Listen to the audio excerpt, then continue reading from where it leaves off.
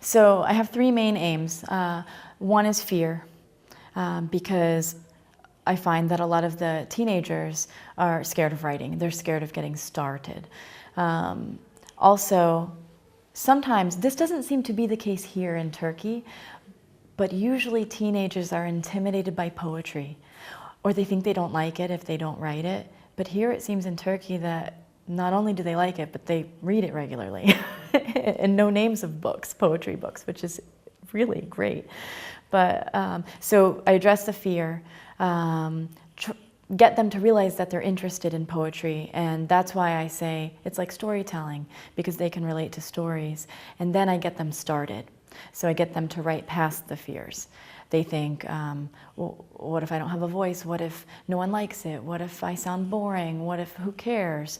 And I just get them started, and I focus on memory, and I do an exercise I created because they have these specific stories, so many of them in their minds, and they can pick one and write that, and that's their own experience that nobody knows about, and they can make other people see it as they felt it. And I do this crazy drawing exercise, which is based on a word that I made up called a tipperau. And I make them draw this fake architectural structure with their eyes closed, and they don't know it's fake. And they laugh a lot. That's my first goal. I get them laughing before they do anything, because then they relax. So in the US, when you tell people you're a poet, you get a combination of what?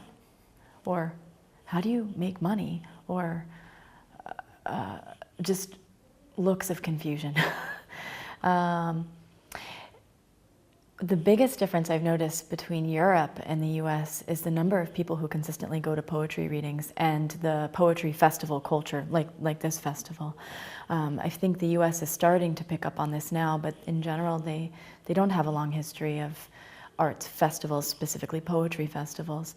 And in Romania, poetry is really well received, but I think I've never experienced how poetry is received to the extent, let me rephrase that. The way poetry is received in Turkey, at least what I've seen during this festival, is a whole new level, because it's all ages. Reading, knowing about, engaging in poetry.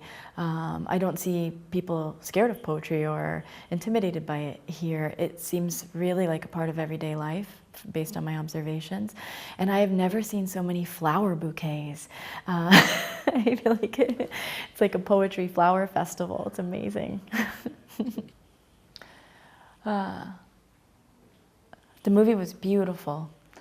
And I had not a realization, but I related to something very specific when I saw the scene in which they're writing poetry on the wall when they're at rock bottom. And all they were doing was writing poetry on the wall. And it made me realize that in my life, I don't know why, but the one thing that I will never stop doing is writing poetry. It's the most important thing in the world to me. Not that I put it before people, but I put it as high as I put my family. And I don't know why. I'm asking myself, why is poetry so important every day? It's a question I can't answer.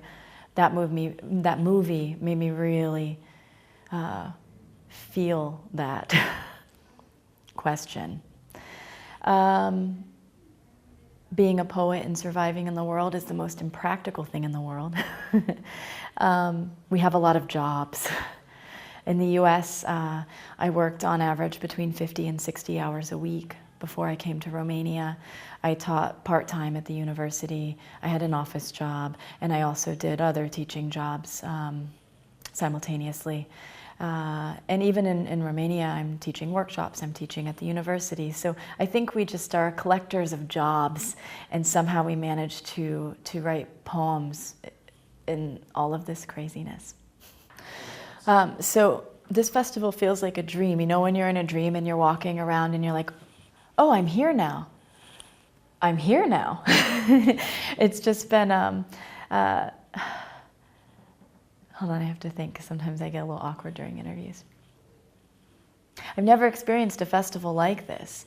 I feel like I need an energy drink power pack to take with me, but it's amazing. The Eager Sincere talks about how poetry functions in our daily lives. The mixture of poem. I'm sorry. You're going to have to edit this a little. Okay. Okay.